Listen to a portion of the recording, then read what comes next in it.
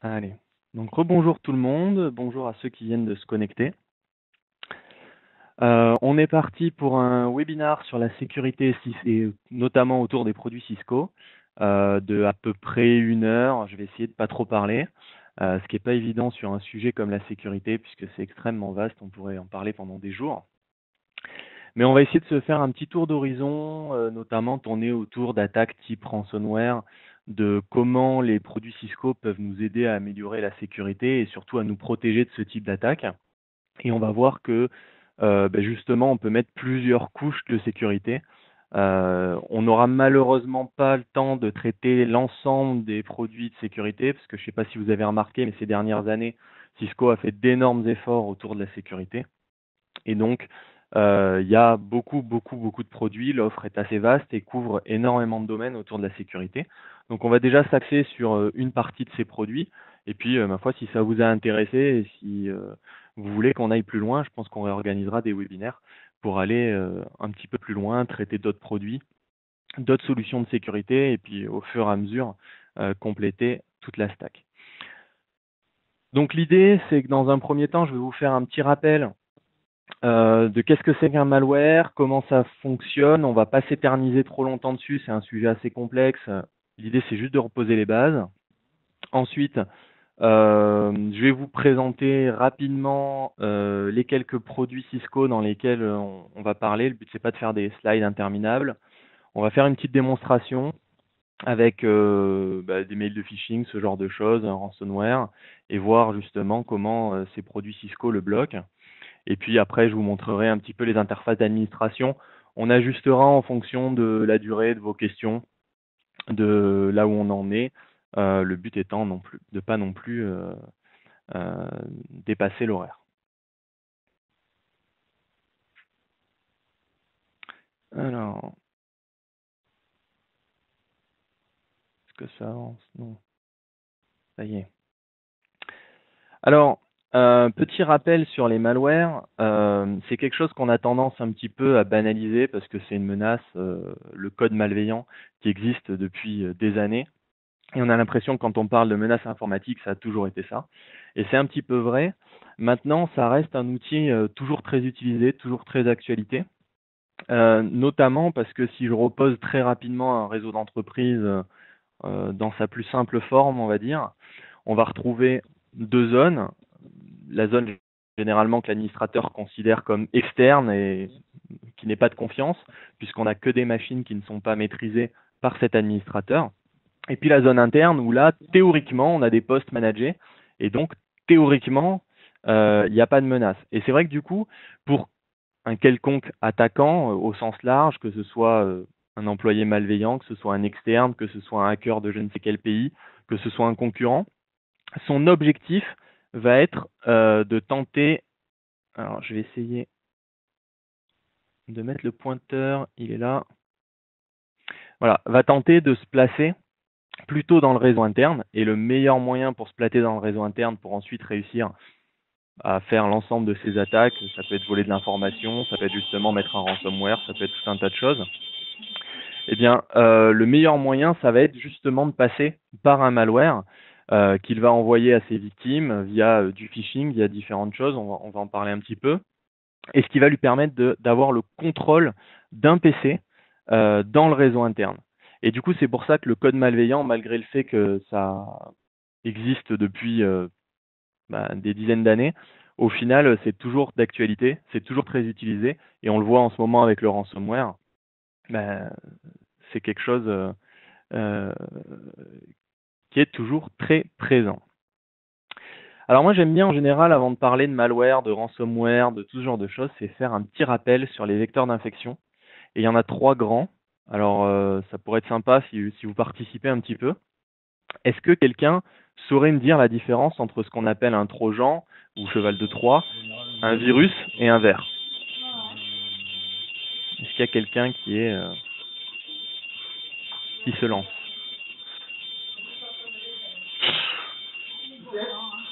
C'est l'interrogation du matin. Allez, je vais essayer de répondre à la question. Le Trojan. Alors le Trojan, qu'est-ce qu'il fait lui? Généralement, il rentre Pour moi, ouais, c'était un petit peu la même, un petit peu tout ce qui était trojan vert, un petit peu la même chose.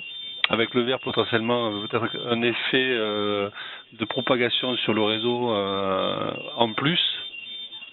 Avec la possibilité, eux, de prendre le contrôle sur les machines à distance, par exemple, des choses comme ça. Le ransomware, c'est généralement du codage, du cryptage des informations qui sont sur les disques d'un PC et propagation sur un réseau. Voilà. Alors, il y a un petit peu d'idées. Ouais. Il y a un petit peu d'idées, notamment ce qui m'a intéressé dans ce que tu as dit, c'est le vert et notamment cette histoire de propagation par le réseau. En fait, la différence entre les trois, c'est vraiment la manière dont ils vont infecter la machine. Au final, qu'ils permettent de prendre le contrôle ou qu'ils aillent chiffrer les données, qu'ils aillent les détruire, ça à la limite, peu importe. C'est un code malveillant. Donc derrière, c'est juste l'imagination de l'attaquant. Par contre, la différence entre les trois, c'est vraiment ce vecteur d'infection et cette manière de propager ou non sur le réseau. Par exemple, quand tu donnais l'exemple du verre. Donc si je rappelle rapidement, le premier, le plus simple, c'est le Trojan. L'idée, en fait, c'est de s'inspirer de ce qui s'est passé en termes de mythologie avec le cheval de Troie. C'est de tromper l'utilisateur en lui faisant croire que c'est un programme qui est légitime, alors qu'en réalité, c'est un code malveillant. Le Trojan, c'est assez dangereux au final, non pas parce que c'est quelque chose de complexe, mais parce que c'est extrêmement facile à coder et qu'il y en a énormément. C'est l'immense majorité des codes malveillants et des malwares, le Trojan. Pourquoi? Parce que n'importe qui avec quelques notions en code peut coder un Trojan. Il lui suffit juste de coder un code qui fait une action malveillante et de l'envoyer à quelqu'un en lui faisant croire que c'est un code légitime. Donc je vais prendre des exemples. Vous codez un petit programme, vous le mettez sur une clé USB. Sur cette clé USB, vous collez une étiquette portant le nom de l'entreprise cible. Vous allez à l'accueil de l'entreprise et vous dites bonjour madame, excusez-moi, j'ai trouvé cette clé USB dans la rue, elle semble appartenir à votre société, je vous la dépose. 9 chances sur 10, il y a quelqu'un dans l'entreprise qui à un moment va prendre cette clé USB et va se dire tiens, c'est quoi ça? Va la brancher. Si dessus vous avez mis des noms de fichiers un petit peu croustillants, que va faire la personne? Elle va cliquer. Et sauf qu'en fait, ce fichier au nom croustillant, c'est tout simplement un code que vous avez fait qui est malveillant. Donc vous voyez, vous avez utilisé la technique du cheval de Troie pour faire croire à l'utilisateur que c'était légitime. Vous pouvez passer aussi par des emails de phishing, vous allez envoyer un fichier Excel contenant les salaires de l'entreprise, alors qu'en réalité, il y a juste une macro dans ce fichier Excel qui va exécuter du code malveillant.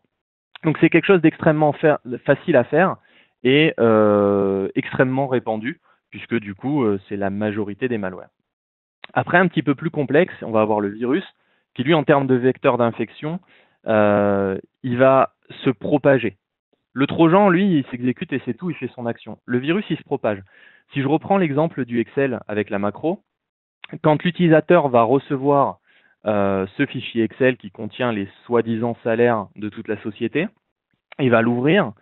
Au lieu de juste exécuter le code malveillant, avant, ce qu'il va faire, ce Excel, c'est qu'il va scanner la machine, les partages réseau, etc., à la recherche d'autres fichiers Excel sur lesquels il va injecter sa macro d'infection. Du coup, on n'a pas juste un fichier Excel qui est infecté, mais après l'ensemble des fichiers Excel qui le sont. Et dès qu'il y aura un de ces fichiers Excel qui sera envoyé, par exemple, à un partenaire, le partenaire se fera infecter également. Donc le virus, il a cette notion de réplication qui est assez importante et qui le rend évidemment beaucoup plus dangereux, mais aussi beaucoup plus difficile à coder, puisqu'il va falloir coder ce système de réplication, de scan, d'injection dans d'autres fichiers. Ça peut être d'injection sur des exe, ça peut être d'injection dans des Excel, ça peut être d'injection dans des Word, etc., dans des PDF, pourquoi pas. Il y a tout un tas de moyens. Et en plus, vous pouvez même aller encore plus loin avec des virus type polymorphique. Alors là, c'est carrément des virus qui vont, à la volée, modifier la façon de présenter leur code, ce qui fait qu'ils vont essayer de se cacher par rapport aux détections de signature des antivirus, ce qui fait que chaque fichier Excel infecté aura un code différent, pourtant ils font la même action. Et enfin, le plus rare, entre guillemets, et peut-être le plus dangereux, c'est le vert, puisque lui, il ne va pas se propager par infection de fichiers, mais il va se propager carrément par le réseau. Donc là, c'est beaucoup plus dur à arrêter et ça peut avoir une vitesse de propagation extrêmement rapide. L'idée, c'est quoi?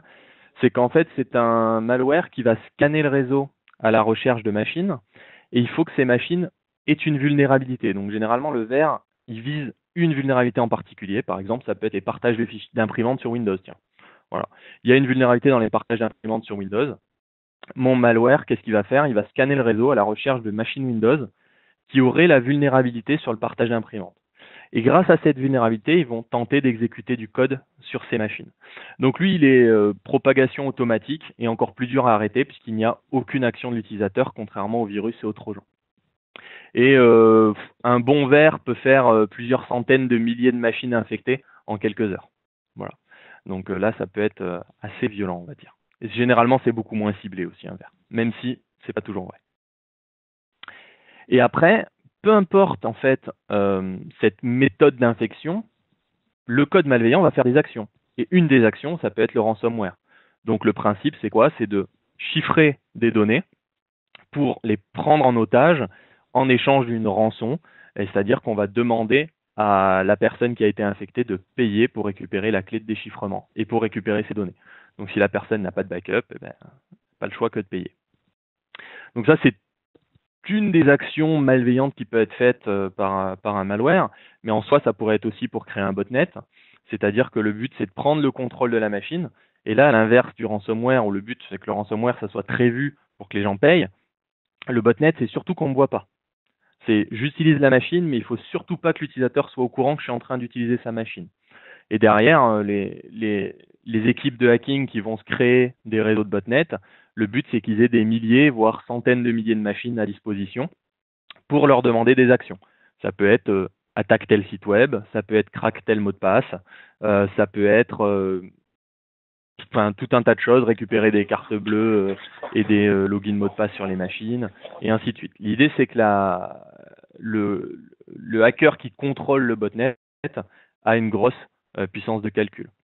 Miner du Bitcoin également, par exemple. Une des actions les plus classiques, évidemment, c'est la destruction de données, mais c'est vrai qu'aujourd'hui, ils ont tendance à préférer à détruire avec un ransomware plutôt qu'à détruire pour détruire, puisque comme ça, il y a une demande de rançon en face. C'est un peu plus intéressant. Maintenant, dans un jeu de concurrence d'entreprise, la destruction de données, c'est toujours perdre de l'argent aux concurrents, et c'est toujours quelque chose qui arrive, même si c'est plus rare. Après, évidemment, vous avez un malware qui va voler les données. Pour révéler, ça peut être des mots de passe, comme ça peut être des brevets, tout un tas de plans, etc. D'une entreprise. Et puis, l'altération de données, ça c'est assez difficile des fois de s'en rendre compte. Et là, c'est carrément un malware qui va aller modifier des données, et ça peut être modifié de manière assez fine. C'est-à-dire ça peut être un malware qui va aller modifier, j'en sais rien, les salaires des employés, qui va aller modifier des données comptables dans l'entreprise, qui va aller carrément changer des procédés de fabrication dans une usine en allant altérer un système. Et par exemple, par cette simple altération de données, tous les modèles qui vont sortir de l'usine vont être défectueux et vont devoir avoir un rappel, et puis mauvaise image de l'entreprise, etc. Ça peut être modifier, j'en sais rien, les RIB d'une société partenaire, ce qui fait que quand ensuite on va payer le partenaire, en fait on va payer le hacker. Voilà. Et puis, j'ai mis un etc. Pourquoi? Parce que le malware, c'est juste un code malveillant. Et là, c'est à l'imagination de chacun de ce qu'il a envie de coder, de plus ou moins malsain, on va dire, comme action. Ce qui compte, c'est surtout qu'on a 3 vecteurs d'infection et autant d'idées derrière qui peuvent être effectuées. Alors, la solution pour bien se protéger de ça, c'est surtout de se dire, j'ai 3 vecteurs d'infection qui sont l'utilisateur qui clique sur un trojan, donc qui se fait tromper, qui sont carrément le virus qui se réplique un petit peu tout seul, et ça va jusqu'au ver qui scanne le réseau et qui vient s'intégrer. Donc du coup, pour répondre à ces différents vecteurs d'infection, on ne peut pas répondre avec une seule solution, on va devoir répondre à plusieurs solutions. Et notamment parce que les menaces, elles ont beaucoup évolué par rapport à il y a, on va dire 10, 15, 20 ans. Ce qui fait qu'aujourd'hui, c'est beaucoup plus facile de créer un code malveillant. Aujourd'hui, il y a carrément des toolkits qui permettent de créer des ransomware. C'est-à-dire que n'importe quel collégien qui achète Hacker Magazine et qui regarde 3 vidéos YouTube, normalement, s'il y passe un peu de temps, et je ne parle pas d'énormément de temps, il est capable de coder un joli petit ransomware qui va faire des dégâts. Là, on se dit, ouais, mais je croyais que le ransomware, c'était quelque chose de super compliqué. Ben non, pas du tout. Parce qu'aujourd'hui, on a tout un tas d'outils qui nous permettent de faire énormément de dégâts et qui sont accessibles à tous. Ceux qui sont assez forts, c'est ceux qui créent les outils initiaux, qui trouvent les premières failles. Mais ça, au final, c'est voilà, il y a quand même quelques hackers de renom qui sont présents, qui vont trouver les nouvelles failles. Mais derrière, pour utiliser ces outils extrêmement sophistiqués, on a besoin en fait de très peu de compétences. Voilà. Aujourd'hui, quelqu'un qui voudrait craquer du web, bah, je ne sais pas si vous l'avez déjà fait, mais voilà, il suffit de suivre 2 vidéos YouTube, télécharger les bons outils, et c'est fait. En revanche, comprendre pourquoi le web est faillible exactement et qu'est-ce qui dans le protocole fait que on arrive à le craquer avec une vitesse aussi rapide, là, ça demande des semaines de boulot. Mais une fois que l'outil a été développé, c'est à la portée de n'importe qui.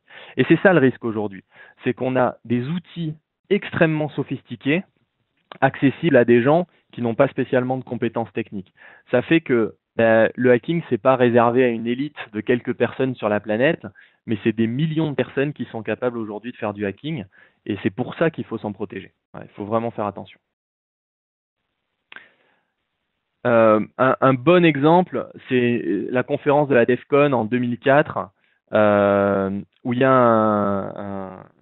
un chercheur en sécurité, on va dire, qui est arrivé, et le titre de la conférence, c'était Hack Like in the Movies. Voilà, parce qu'à un moment, avec Hollywood, c'était je tape sur un clavier et j'ai tout hacké. Et bien voilà, ils ont sorti un outil, c'est vraiment Hack Like in the Movies. Cet outil, c'est quoi? C'est Metasploit. Et en fait, ils ont carrément développé un outil pour développer des codes d'exploitation de machines. Voilà. Donc du coup, ça permet effectivement Metasploit de faire un peu hack like in the movies et c'est accessible à tout le monde. Voilà. Et ça, c'est depuis 2004. Donc vous imaginez qu'aujourd'hui, avec les dernières évolutions, on peut vraiment faire des choses extrêmement dangereuses avec, entre guillemets, peu de compétences techniques. Évidemment, si la personne en face a peu de compétences techniques et que vous, en face, vous êtes un bon administrateur qui a mis les bons outils, ça va être extrêmement dur pour elle de passer. Il faudra quelqu'un avec beaucoup de compétences pour arriver à contourner les solutions de sécurité d'aujourd'hui. Mais du coup, si on met rien, par contre, c'est extrêmement dangereux. Et du coup, comme il y a plein de vecteurs d'infection, qu'il y a des outils assez complexes et qu'aujourd'hui tout est interconnecté, les vecteurs, ils peuvent venir de partout parce que tous mes succursales sont interconnectés, il y a des outils dans le cloud, il y a des outils sur site, j'ai des PC nomades, ils sont à l'hôtel, ils sont à McDonald's, ils sont dans le train, ils sont dans l'entreprise, etc. On peut plus se défendre avec une seule couche de sécurité, on peut plus se retrouver en mode j'ai ma ligne internet qui arrive, je mets ma couche de sécurité, puis j'ai mon réseau interne. Ça marche plus. Et en plus, si j'ai une seule couche de défense, lorsqu'elle est contournée, j'ai plus rien. Donc, généralement, ce qu'on va privilégier, c'est plutôt une défense multicouche. Et c'est pour ça d'ailleurs que si vous regardez un petit peu l'offre de Cisco, et c'est valable aussi pour les concurrents, généralement, on n'a pas un seul outil de sécurité qui fait tout, mais on a plutôt une palette d'outils qui vont répondre aux différents besoins de mes différentes couches de sécurité. Et ils ne sont pas en concurrence les uns des autres, ces outils, ils sont bien complémentaires. Alors, on va faire une petite démonstration. Ouais, j'ai essayé d'être assez rapide sur l'introduction. Si vous avez des questions, vous n'hésitez surtout pas dans le chat. Soit j'y réponds en live, soit j'y reviens après. Et là, l'idée, c'est qu'on va faire une petite démonstration, ce qui va nous permettre de présenter quelques premiers outils. Qui sont, cette démonstration, c'est quoi? C'est tout simplement un utilisateur qui va se faire piéger par un ransomware. Et on va voir à quel moment on peut bloquer cette attaque de ransomware avec 3 outils.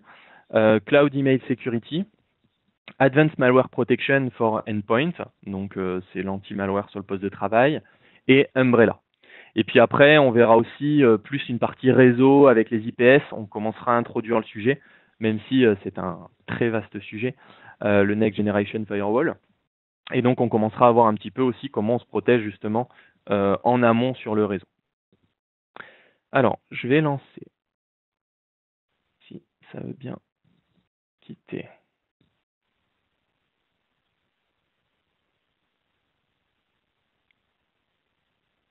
Hop.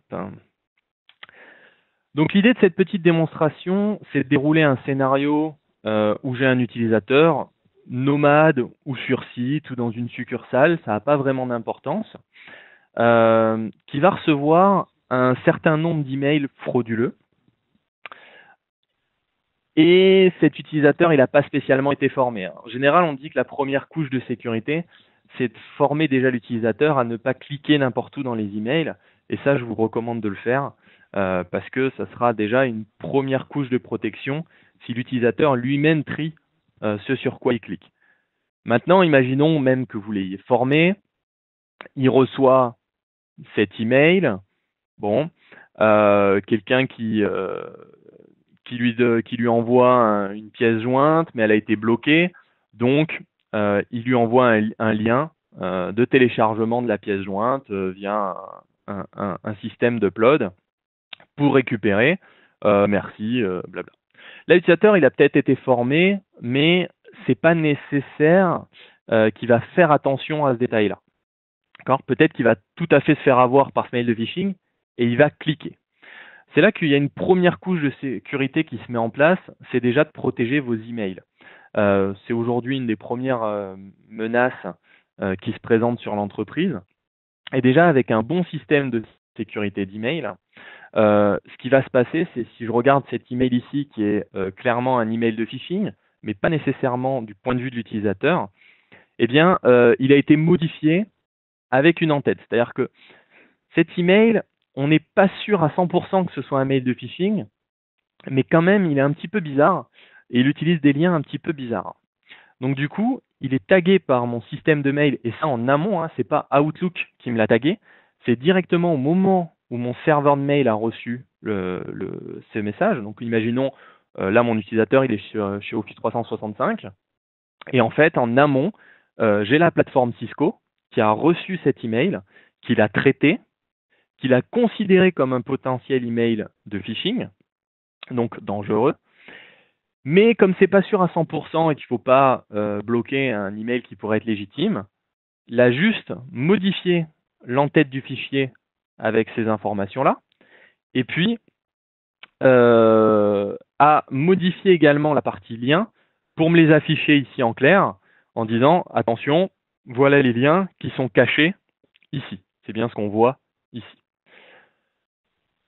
Du coup, ça déjà, ça met une première alerte à mon utilisateur. Il va se dire oula, est-ce que je suis sûr de qui m'envoie l'email? Est-ce que je suis sûr de vouloir cliquer dedans? Imaginons que l'utilisateur n'est pas très malin et malgré cette grosse alerte, il se dit non, mais c'est le système Cisco, il comprend rien de toute manière, ce système. Je vais cliquer dessus quand même. Je ne sais pas si vous voyez, mais le lien, en fait, il a été réécrit. Alors regardez, on le voit ici parce que c'est un petit peu plus clair. Il a été réécrit en stage.secureweb.sco.cisco.com/ tout un tas de choses. Et à la fin, ici, en fait, on a le vrai lien. C'est-à-dire que le lien d'origine que ce mail comportait, c'était celui-ci, sauf qu'il a été réécrit par le système de sécurité email de Cisco pour passer par leur plateforme d'analyse. Ce qui fait que quand je vais cliquer dessus, ça va d'abord passer par la plateforme d'analyse chez Cisco, qui va contrôler le contenu du site, le vérifier, avant de me fournir le résultat. On va le faire de suite ensemble. Donc je vais prendre DevSite.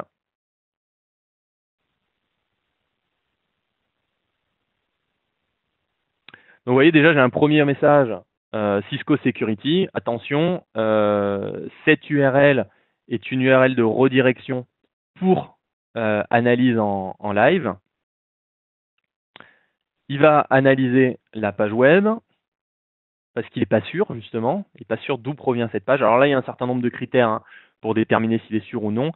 Soit il a déjà déterminé qu'il y avait un malware, soit pas du tout. Soit c'est un nouveau domaine, il vient juste de sortir le domaine, il n'a même pas une journée. Tiens, c'est bizarre, l'utilisateur il reçoit par email un lien dans un domaine qui date de moins d'un jour, potentiellement dangereux. Voilà, il y a un certain nombre de critères comme ça qui vont déterminer si le site est fiable ou non. Ici, on voit que Cisco n'est pas sûr. Il me dit, j'analyse ton site, je ne sais pas. Voilà. Les critères sont potentiellement dangereux, mais en même temps, c'est peut-être légitime. Donc, c'est à moi de décider. Et pour ça, en fait, Cisco, ce qu'ils ont fait, c'est qu'ils ont exécuté de leur côté la page web sur la plateforme et ils m'ont fourni un screen. Donc là, je peux voir derrière, en fait, le site tel qu'il est censé être. Et là, ça me permet déjà d'avoir un premier aperçu et de me dire, oula, attends, mon collègue, il était censé m'envoyer un lien de téléchargement vers du code. Je me retrouve sur un site de Calino. Clairement, c'est pas bon. Donc là, je vais plutôt cliquer. Je ne fais pas confiance à ce site. Cependant, si je pense que c'est bon quand même, je vais pouvoir moi-même cliquer sur la mise en confiance du site. Attention tout de même, c'est pas parce que j'ai mis en confiance le site que derrière il va être en confiance pour tous les utilisateurs de mon entreprise et même pour la prochaine fois que je cliquerai. Si entre-temps Cisco se rend compte avec leurs algos et avec d'autres utilisateurs que le site est dangereux, il pourra très bien revenir dans un état bloqué. Et même si moi j'avais fait confiance au site, il va quand même venir me le bloquer, mais dans un second temps. Là, dans le premier temps, il ne sait pas pour l'instant, donc il me laisse le choix. Donc là, normalement, un utilisateur un petit peu malin ne va pas faire confiance au site. Et là, j'ai pas de bol. Je suis tombé sur un utilisateur vraiment pas malin. Il va faire confiance au site.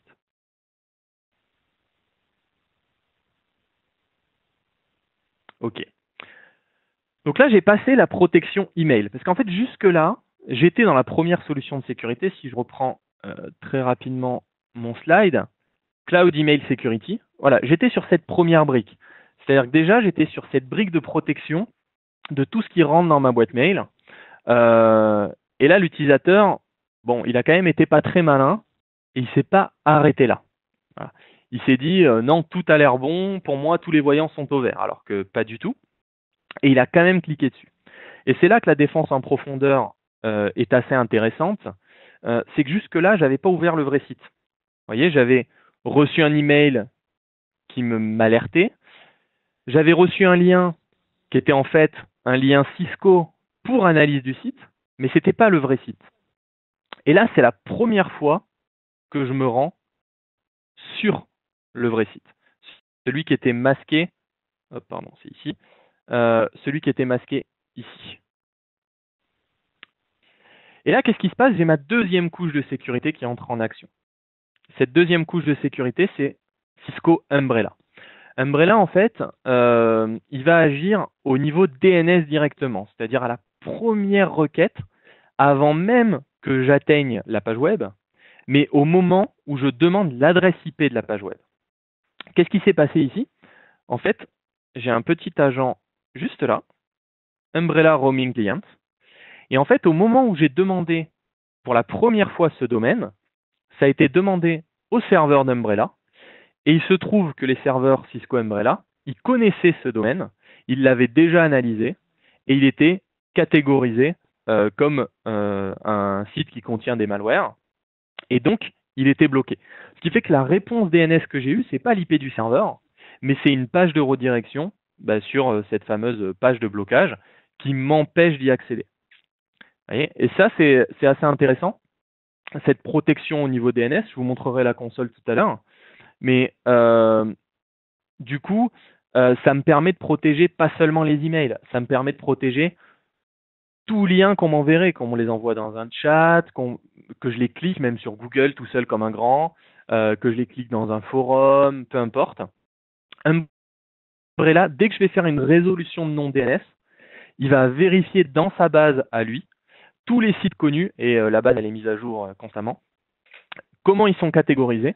Et vous, en fait, en tant qu'administrateur, vous allez mettre des politiques de sécurité, tout simplement, qui déterminent si ce site, par rapport à sa catégorie, va être autorisé ou bloqué en fonction du niveau. Donc ici, on était visiblement dans une catégorie bloquée. C'est normal, le site, il contient des ransomware, donc jusque-là, ça paraît plutôt logique. Et donc, mon utilisateur, malgré le fait qu'il ait bypassé, en fait, la première sécurité que j'avais mise sur les emails, eh bien, il a quand même été bloqué. Et d'ailleurs, ce lien, là, il l'a reçu par email, mais en fait, s'il l'avait reçu par Skype for Business, ou s'il l'avait reçu par un forum, peu importe, sa boîte perso, par exemple, tout simplement, un Jabber, tout ce qu'on veut, là, ma sécurité email, elle va pas s'appliquer. Voilà, s'il le reçoit sur sa boîte perso, Voilà. Je vais pas avoir malheureusement ma sécurité d'entreprise qui s'applique. Pourtant, il est sur un PC d'entreprise et si depuis sa boîte perso il ouvre ce lien, il faut qu'il soit bloqué. Et là, l'utilisateur, il n'est pas connecté en VPN à l'entreprise, il est chez lui tranquillement avec son PC d'entreprise, il a cliqué sur le lien et pourtant il est bloqué au niveau de Cisco Umbrella. C'est ça qui est vraiment intéressant. Je ne sais pas si vous avez déjà eu le scénario dans vos entreprises respectives, mais des postes un petit peu VIP, on va dire, que ce soit le gérant de la société, que ce soit des chefs de service, qui ont leur PC portable pro, qui l'emmènent à la maison parce qu'effectivement, ils ont besoin de bosser dessus le week-end, ils sont beaucoup en déplacement et ainsi de suite, donc ça c'est tout à fait normal, mais qui parfois en plus veulent à tout prix les droits admin, et là des fois c'est un conflit politique un petit peu compliqué dans l'entreprise, on est obligé de leur donner plus ou moins les droits admin, qui sont censés se connecter au VPN tout le temps, mais en fait ils font tout pour déconnecter le VPN parce que ça les ralentit, ou bien vous ne pouvez pas les connecter tout le temps au VPN parce que vous n'avez pas la bande passante nécessaire sur le site principal. Et à ce moment-là, c'est là que Cisco Umbrella est intéressant, puisque du coup, avec juste le petit agent qui est installé sur la machine, eh bien, il est toujours connecté entre guillemets à la sécurité Cisco Umbrella, puisque chaque requête de nom de domaine va passer par là, va respecter vos politiques de sécurité. Et ça, même si le poste utilisateur, il est à l'hôtel, il est à McDonald's, il n'est pas connecté au VPN, peu importe, on va passer par cette couche de sécurité-là et on va appliquer les politiques de l'entreprise, notamment anti-phishing, anti-malware, et puis évidemment après on a toutes les catégories type pornographie et ainsi de suite.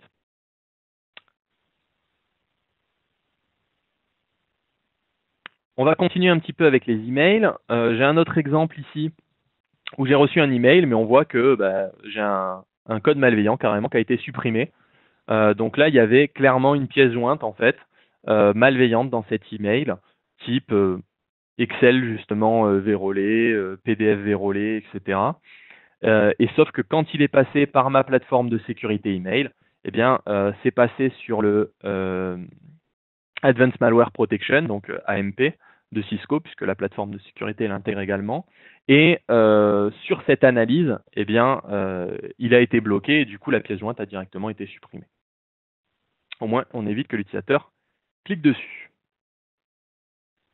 Qu'est-ce que j'ai Tiens, comment on appelle ça en français? Un surveille, j'ai perdu le nom. Enfin, un questionnaire, voilà, à remplir. Alors là, volontairement, ce qui a été fait sur cet email, c'est qu'il a été whitelisté au niveau de la partie Cloud Email Security, pour que justement cette fois-ci vous voyez le lien, il est directement en clair. Donc là, imaginez que ça va télécharger un PDF. Donc ça, c'est du drive-by download. C'est-à-dire qu'à partir du moment où je clique, ça ouvre le PDF. J'ai même pas le temps de choisir si oui ou non je veux télécharger ce fichier PDF. C'est du drive-by download. Et donc là, on voit qu'il n'a pas été sécurisé par ma solution email. C'est volontaire, hein, c'est parce que ça a été désactivé au niveau du contrôle pour justement qu'on ait un lien cette fois-ci qui soit pas réécrit et qui soit en clair. Donc je vais cliquer dessus et pareil, heureusement qu'il y a Cisco Umbrella qui me le bloque. Ce qu'on pourrait faire d'ailleurs pour vous montrer la différence, c'est que je vais vite fait désinstaller, ça va très très vite, Umbrella.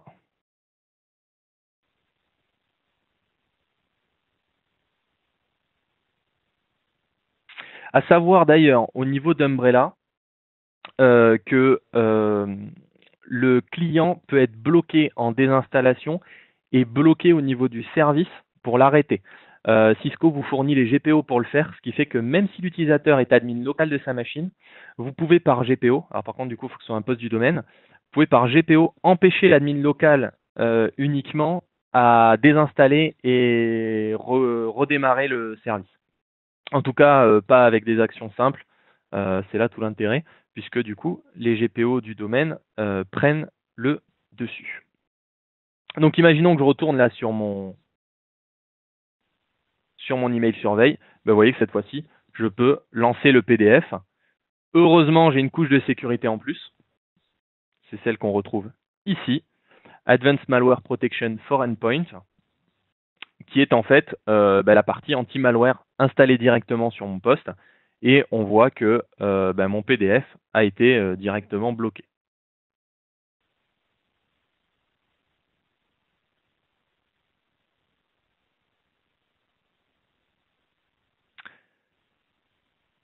Hop. Si je prends un autre exemple, donc le site tout à l'heure sur lequel on pouvait pas se connecter parce que Umbrella le bloquait, maintenant il est évidemment accessible. Et si je tente de télécharger le ransomware, même chose, hein. Heureusement j'ai l'anti-malware sur mon poste. Le truc c'est que se baser sur une protection uniquement de l'anti-malware, c'est avoir une seule couche de sécu. C'est-à-dire qu'ici, c'est des ransomware qui sont un petit peu classiques et connus, type CTB Locker, etc. C'est des ransomware qu'on connaît. Donc évidemment, maintenant, ils sont bloqués par la plupart des antivirus. Mais si vous tombez sur des ransomware un petit peu plus nouveaux ou qui viennent d'être un petit peu customisés pour votre entreprise, là, ça devient un petit peu plus difficile à bloquer uniquement avec la MP. Il est plutôt bon, hein, l'algo de la MP. Il y a de grandes chances quand même qu'il le bloque, mais c'est pas sûr à 100%. Le fait d'avoir plusieurs couches de sécurité, c'est-à-dire déjà la vérification des emails par rapport à comment ils sont formés, etc. Peut-être qu'on va se rendre compte que c'est un email de phishing. Le fait d'avoir en plus la partie Umbrella qui va vérifier depuis combien de temps existe le domaine, etc. Peut-être que la personne a fait un super ransomware, il est indétectable. Et par contre, son domaine, c'est pas de bol, mais le nom de domaine sur lequel il diffuse le ransomware, il a été acheté il y a moins de 24 heures. Et du coup, Umbrella va dire, attends, on reçoit un email qui est un peu bizarre, type phishing, et au moment où on fait la résolution, le domaine, il a même pas 24 heures, il n'est pas catégorisé, le site, il est un peu bizarre, il me le préaffiche, etc. C'est comme ça, en fait, qu'on va peut-être bloquer le ransomware, alors qu'il a été super bien codé, et qu'en fait, il n'est pas vraiment détecté sur la partie purement code malveillant. Voilà.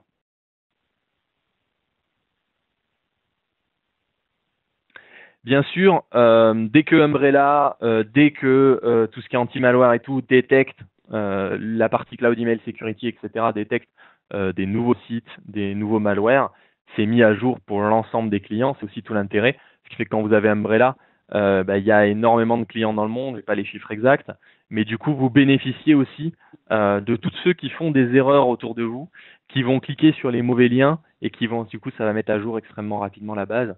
Et tout le monde, en l'utilisant, améliore la sécurité de tout le monde. Et puis, au final, pour quand même vous montrer ce que c'est une attaque de ransomware et pourquoi c'était dangereux et il valait mieux les bloquer, c'est des vrais ransomware. Je vais désinstaller l'antivirus, c'est pas bien. Juste comme ça, je vous montre que c'était des vrais ransomware. Alors, s'il veut bien. Hop. Donc j'ai volontairement tous les droits de désinstaller dessus, c'est pour l'objectif de la démonstration.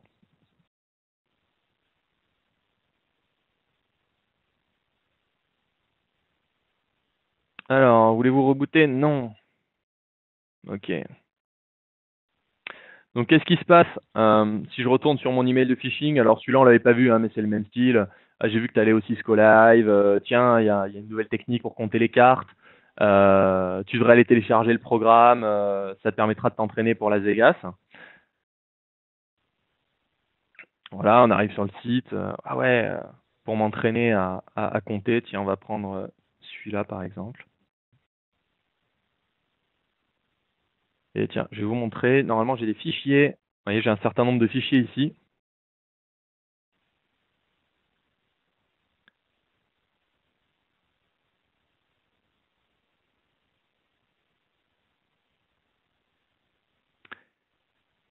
Et là, il va s'exécuter en arrière-plan et il devrait normalement me chiffrer l'intégralité de mes fichiers et me demander une rançon pour les déchiffrer.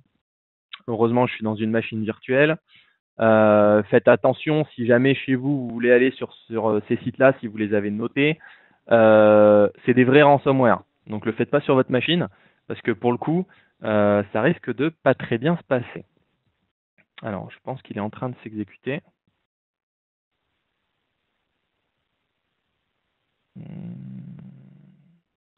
Il a l'air en cours d'exécution.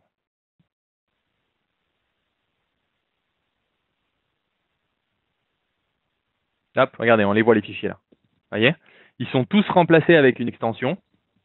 Et ça y est, ils sont illisibles.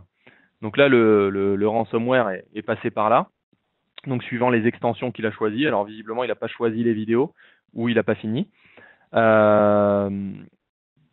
Par contre, les PDF, les TXT, etc., clairement, c'est foutu. Donc là, tous mes fichiers sont chiffrés, donc je ne peux plus y accéder. Généralement, ils utilisent des clés de chiffrement qui sont plutôt conséquentes. Et voilà, super. Joli petit fond d'écran. Tous vos fichiers ont été chiffrés, blabla. Vous avez 72 heures, sinon ça sera détruit. Et puis, il va falloir payer pour le déchiffrer. Donc, si vous voulez, on peut vous déchiffrer quelques fichiers. Donc, généralement, si on fait next, il va me donner un exemple de fichiers à déchiffrer pour montrer que ça vaut le coup de payer, que je vais pouvoir récupérer mes fichiers, ainsi de suite. Et puis, voilà. Donc, ça, on veut absolument l'éviter. Surtout que potentiellement, si j'étais connecté en VPN, si j'étais connecté avec des lecteurs réseau, il aurait été chercher les mappages des lecteurs réseau. Et puis il y a certains ransomware qui sont carrément très efficaces, qui vont scanner le réseau, les remote VLAN, qui vont aller chercher tous les partages de documents et qui vont essayer de se connecter à tous les partages de documents avec le compte de l'utilisateur, qui vont tenter aussi sur tout ce qui est NAS, etc., de se connecter en anonyme avec le compte d'utilisateur, avec des logins classiques type admin-admin. Et le but, c'est que s'ils arrivent en plus à attraper les backups, c'est le top parce que vous êtes obligé de payer si jamais vous avez vos données plus vos sauvegardes qui sont chiffrées. Donc voilà, donc ça c'était pour la petite démonstration de cette partie-là. Assez rapidement, je vais garder ça ici, ça sera mieux. Comment ça marche Umbrella? Parce que c'est quand même une partie assez intéressante et qui est un petit peu différenciante par rapport à d'autres solutions. Vous pouvez, alors c'est pas obligatoire d'installer le client, mais c'est vivement recommandé. Vous pouvez soit juste faire pointer vos DNS en fait sur votre machine ou sur votre serveur DNS d'entreprise vers les serveurs d'Umbrella. Par contre, du coup, vous n'aurez pas d'identification des différents utilisateurs. Donc, si jamais vous voulez faire une policy différente pour les postes VIP, une policy différente pour les développeurs, une policy différente pour, j'en sais rien, tel ou tel type d'employé, vous ne pourrez pas. Alors que si vous installez le client, vous pouvez identifier les utilisateurs machine par machine. Et du coup, c'est plus intéressant. L'avantage aussi du client, c'est qu'il va marcher dans toutes les situations. C'est-à-dire que même si votre poste il devient nomade, c'est-à-dire qu'il quitte l'entreprise, il va à McDonald's, il va à l'hôtel, il se connecte en VPN, il se déconnecte, peu importe, il va s'appliquer le roaming client. C'est-à-dire qu'il ne va pas bloquer et l'empêcher d'avoir la page de login de l'hôtel. Il va toujours pouvoir se connecter au guest Wi-Fi. Mais derrière, toutes les requêtes DNS vont passer par Umbrella. Et ça, c'est assez intéressant parce que du coup, les requêtes DNS, quand elles passent par Umbrella, elles sont chiffrées. Ce qui veut dire que typiquement, quand je suis à McDonald's ou quand je suis à l'hôtel, je ne peux pas avoir une personne qui est dans la chambre d'à côté, à l'hôtel, qui intercepte mon trafic et qui me répond avec des fausses réponses DNS et qui me renvoie sur un serveur à lui, qui est un serveur soit fort semblable au premier, soit qui contient des malwares, soit peu importe. Pourquoi? Parce que là, du coup, mes requêtes entre mon client et Umbrella, elles sont chiffrées.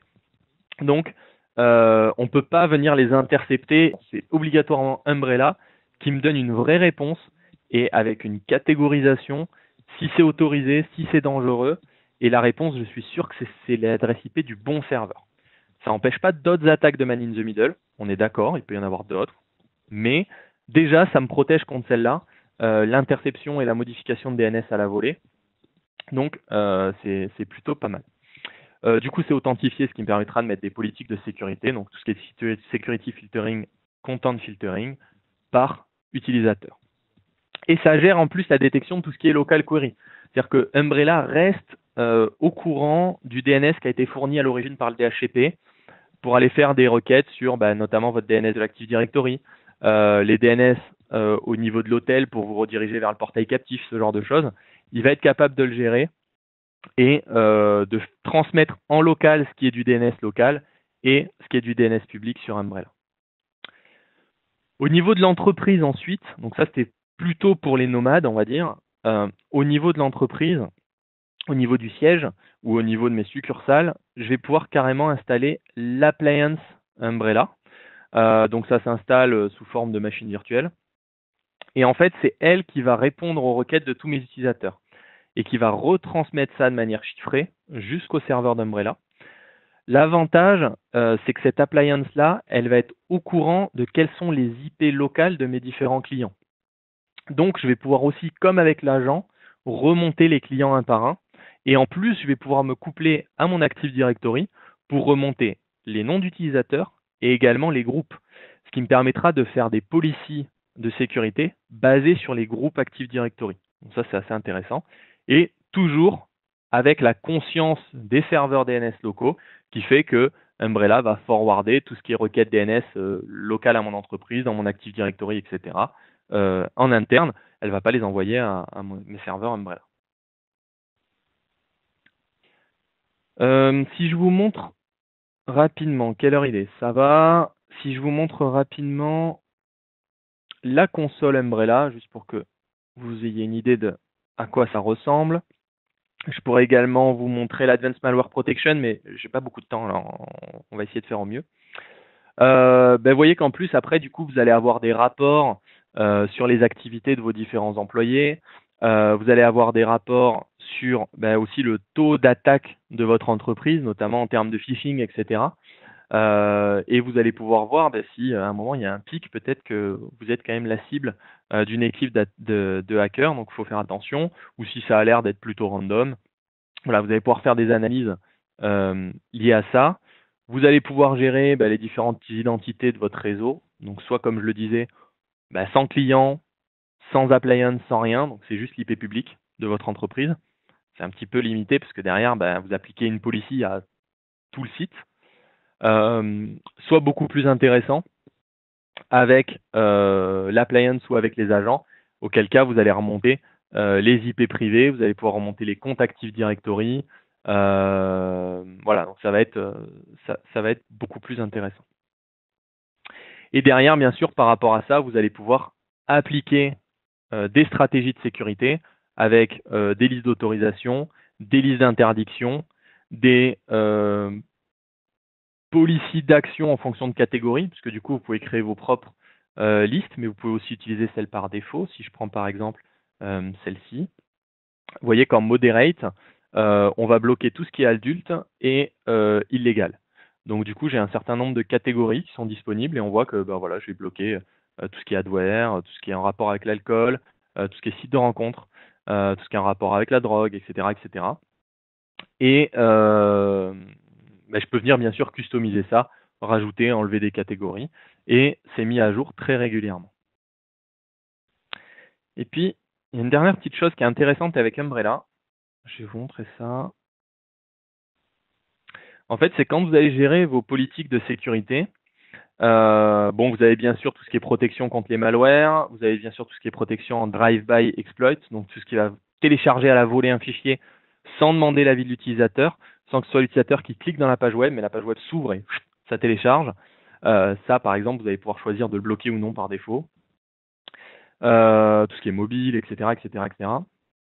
Phishing, bien sûr, tentative de contact des serveurs de contrôle lorsque vous avez un malware sur la machine,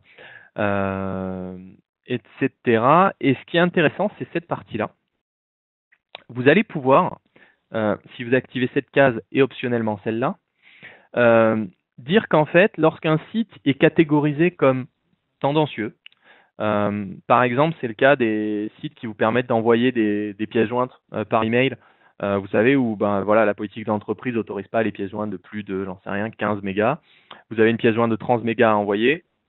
Vous passez par un site de upload de fichiers. Vous mettez le fichier, vous l'envoyez à quelqu'un. Le problème, c'est que là, Umbrella, avec le DNS, ne sait pas si ce site, c'est un malware ou pas.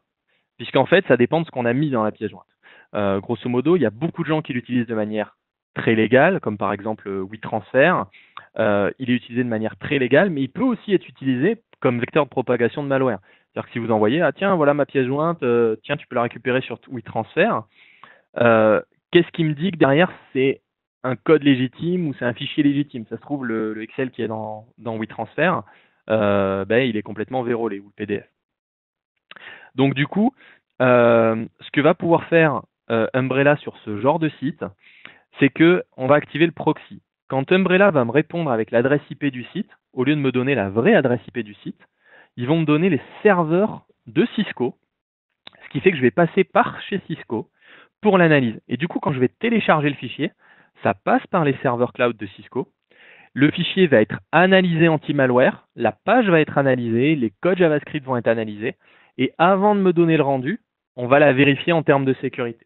Si le fichier est légitime, pas de souci, et sinon, Umbrella va le bloquer, malgré le fait qu'Umbrella était incapable de dire si ce domaine était légitime ou non, puisqu'il est vraiment utilisé pour les deux.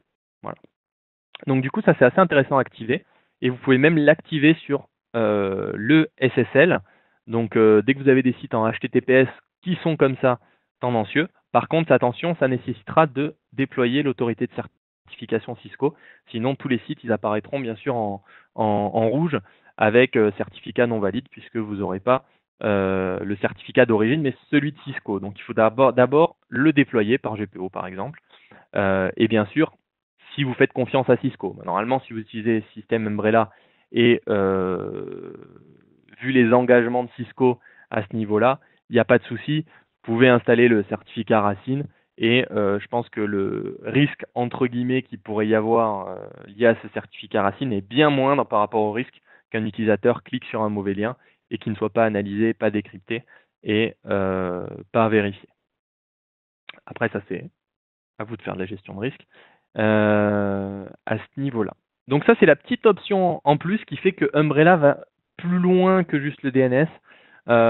Ils peuvent aussi bloquer voilà, les botnets, ils peuvent aussi bloquer les sites un petit peu tendancieux avec une analyse plus approfondie. L'essentiel du trafic, quand il est bien catégorisé, pas d'analyse spécifique. C'est juste au niveau DNS, du coup, il n'y a pas de latence supplémentaire, ça va extrêmement vite. Aussi vite que si j'avais les DNS classiques de mon opérateur Internet ou ceux de Google comme ils sont très utilisés. Et puis, pour les quelques sites qui sont un petit peu tendancieux, eh bien, on va pouvoir avoir ce système-là. Combien de temps il me reste? Quelques minutes. Il nous reste 2 minutes, Alexandre. Alors, on peut peut-être profiter des dernières minutes pour essayer d'ouvrir les micros et voir si les participants ont des questions par rapport à déjà tout ce que tu as présenté. Pas de souci. Là, je vais j'ouvre les micros. Voilà, donc voilà. Si vous avez des questions par rapport à ce qu'Alexandre vous a présenté jusqu'à présent, n'hésitez pas. Jean-Marc Pavageau US, moi j'avais une question par rapport justement à la bande passante nécessaire pour l'utilisation de des systèmes comme ça en fait. Est-ce qu'il y a des recopies, des choses comme ça qui se passent entre les sites? Est-ce que ça a un impact sur la vitesse de navigation important? Alors, si on parle d'Umbrella, pas du tout, puisqu'en fait c'est de la simple requête DNS. C'est-à-dire si je reprends cet exemple-là avec le schéma, d'accord, ouais. Voilà, vous avez juste des requêtes DNS toutes simples, mais comme votre serveur DNS aurait fait les requêtes DNS vers les serveurs de votre opérateur, il va les faire, donc c'est extrêmement léger. Pareil, quand vous êtes en nomade, c'est extrêmement léger. Il y a vraiment que le cas où vous avez du coup coché la petite case d'analyse, où là ça va passer en mode proxy par les serveurs de Cisco, sachant que c'est des serveurs qui sont quand même sizés pour, c'est dans les infra cloud de Cisco, donc normalement il n'y a pas trop de ralentissement, mais comme il y a quand même une analyse, là il y a une petite latence. Mais ça ne va pas rajouter de la bande passante consommée. Voilà, c'est vraiment, sauf que juste au lieu de passer par des serveurs DNS qui répondent de manière neutre, on passe par des serveurs DNS qui répondent en réfléchissant à quelle est la catégorie du site, est-ce que c'est autorisé ou non, et est-ce que je le renforce en termes de politique de sécurité. Donc c'est Pascal Auchon là qui parle de Cisco, et juste pour compléter, donc sur Umbrella on est sur la partie requête DNS, et sur le reste des autres équipements, donc la partie AMP intégrée dans des Firepower ou intégrée sur du endpoint, le premier niveau d'analyse, on est sur de l'envoi de SHA-256, c'est-à-dire qu'on est sur de la taille de paquets très très très très restreinte. Donc on est vraiment sur un niveau de consommation bande passante, je veux dire non visible, que ce soit sur du client TPME ou sur du grand compte. D'accord, ok, très bien.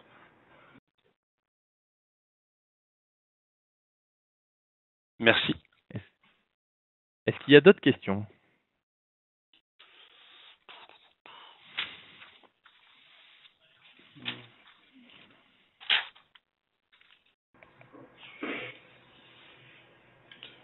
Des questions autour peut-être de l'intelligence, avez-vous des questions? Parce qu'à un moment donné, comme indiqué dans un des chats, donc c'est toujours Pascal Alochon, il y a tous ces produits-là sont interconnectés sur notre intelligence. Je vais l'appeler comme ça, qui s'appelle Cisco Talos, qui est notre CERT Cisco, qui regroupe finalement une équipe de à peu près 700 personnes qui sont connectées à travers le monde pour vérifier et faire de l'analyse des nouvelles menaces. Et ainsi que dans le cadre où c'est souhaité par le client, parce que c'est des fois pas le cas, les résultats de certaines analyses peuvent être partagés avec Cisco Talos pour avoir une proactivité en termes de détection et d'analyse, que ce soit en mode détection pure et dure ou en mode d'analyse avec alerte rétrospective. Donc c'est vraiment un élément important à prendre en compte. C'est un produit tout seul, c'est bien, mais un produit connecté avec d'autres solutions du même équipement, le tout protégé avec on va dire, alimenté par une intelligence centrale qui s'appelle Cisco Talos dans notre cas en l'occurrence, c'est encore mieux, ça permet d'avoir une meilleure couverture. Demain, vous avez une visibilité d'un malware nouveau, d'un Zeus ou d'une version de Tor X qui vient de Kuala Lumpur par exemple.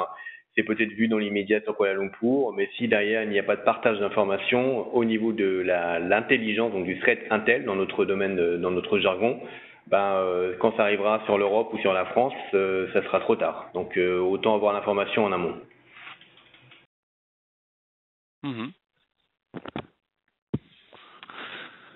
Moi, j'ai une question en privé. Alors, c'est Sébastien qui me demande, nous avons eu une solution Cisco Endpoint, donc je pense que tu parles de l'Advanced Malware Protection, et qui me demande que pensez-vous de Traps.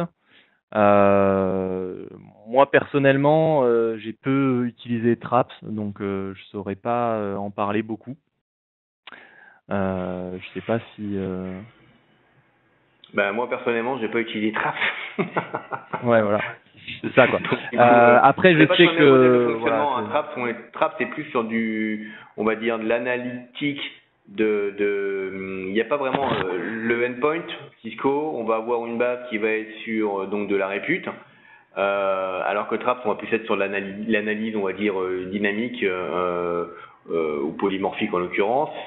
Et notre partie qu'on va intégrer en plus, ça va être aussi dans le cadre de connexion, on va dire, d'agents non connectés sur Internet. On va aussi déployer la partie antivirus, qui n'est pas aujourd'hui intégrée dans les modules de Traps. Donc c'est deux approches un peu différentes. Donc sur la partie endpoint, honnêtement, aujourd'hui, le marché est en train de se chercher, mais se regroupe vraiment vers un mix entre du next-gen, on va l'appeler comme ça, antivirus, mélangé à des produits comme le nôtre. Avec la capacité, en fin de compte, d'investiguer, parce que vous avez bien vu, les malwares sont intelligents, ils bypassent les mailles du filet, qu'elles soient en amont et qu'elles soient même en antivirus standard. Donc maintenant, il faut avoir la capacité de pouvoir trouver le patient zéro qui arrive sur votre réseau d'entreprise le plus rapidement possible, parce qu'à un moment donné, il va passer. Et donc c'est à ce moment-là qu'il faut avoir les capacités d'analyse et pour pouvoir trouver cet élément-là et l'éradiquer avant qu'il ne mette à plat votre réseau.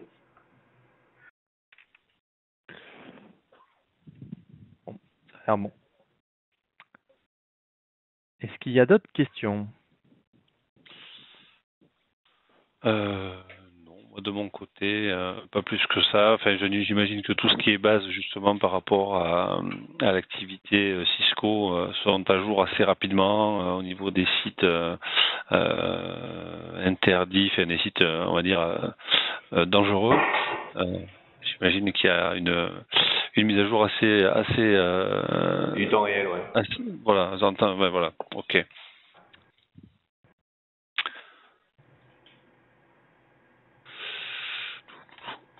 Au niveau infra, pour déployer une telle solution, ça se déploie sur quoi comme type d'infra? J'imagine que ça peut se déployer facilement sur. Nous, on est sur du Windows Server de 2012 R2. À mon avis, il n'y a pas de. Ça doit se déployer facilement. Vous parlez du endpoint ou parce que comme on a présenté plusieurs choses, du coup vous parlez du endpoint? Ouais, du endpoint, ouais. Le endpoint, on est compatible évidemment avec toutes les versions de Windows. Si vous me sortez un XP, on peut vous trouver une version du endpoint compatible avec un XP.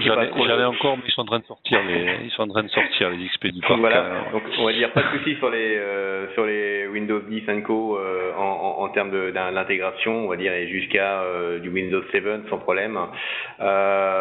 Oui, Linux inclus. Mac inclus, évidemment. D'un point de vue déploiement, il y a un élément à prendre en compte dans tous ces produits de sécurité, c'est qu'à un moment donné, il y a, comme on dit, un partage d'informations. Donc, est-ce que ce partage d'informations-là est quelque chose qui, pour vous, est critique d'un point de vue privacy de la donnée, privacy de la donnée, comment on dit ça oui, bref, vous avez compris ce que je voulais dire. Dans ce cadre-là, on peut déployer, on va dire, le check de réputation et le check d'analyse de la partie AMP ou de la partie AMP qu'importe où il va être, sur un modèle de déploiement type on-premise, c'est-à-dire qu'on va installer un private cloud chez vous et un serveur, on va dire, d'intelligence chez vous. Dans le cas où vous voulez pas partager, je m'appelle ministère de la Défense, j'ai le cas, là ce matin j'ai un workshop avec des clients de même type, mais c'est le ministère de l'Intérieur et Prime Minister. Et eux, évidemment, ils ne veulent pas partager rien du tout sur Internet. Donc ils sont sur des modes de déploiement type limite militaire. Donc on peut aller de ce type de déploiement-là à des entreprises qui font évidemment full confiance à Cisco et au cloud, et donc mettre leur information dans le cloud sans aucun problème.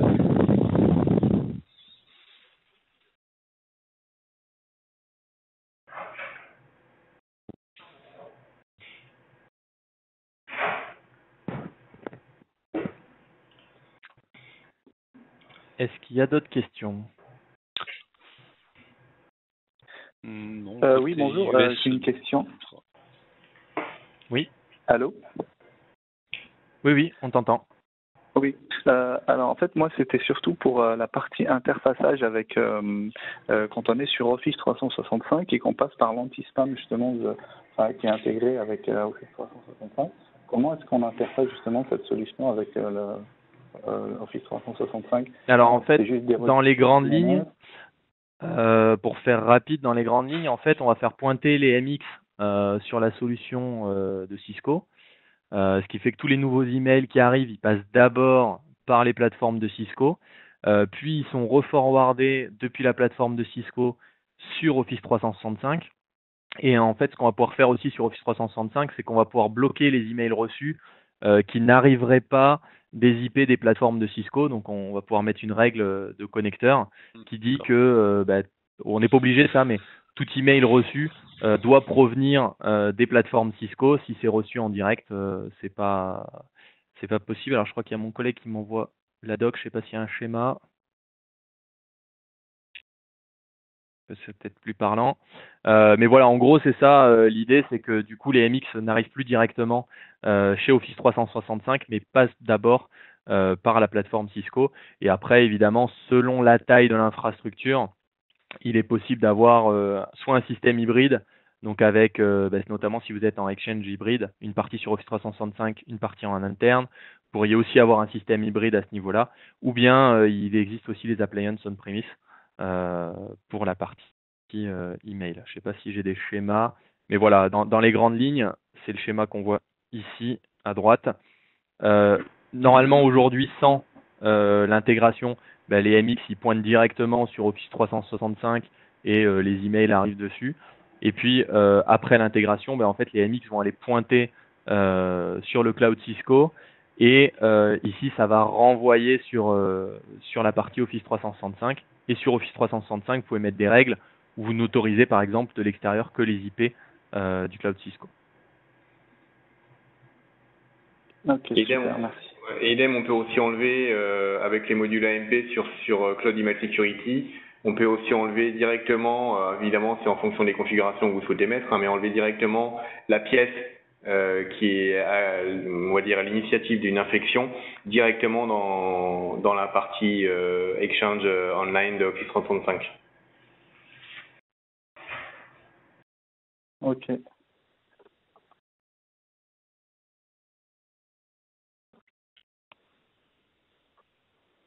Est-ce qu'il y a d'autres questions?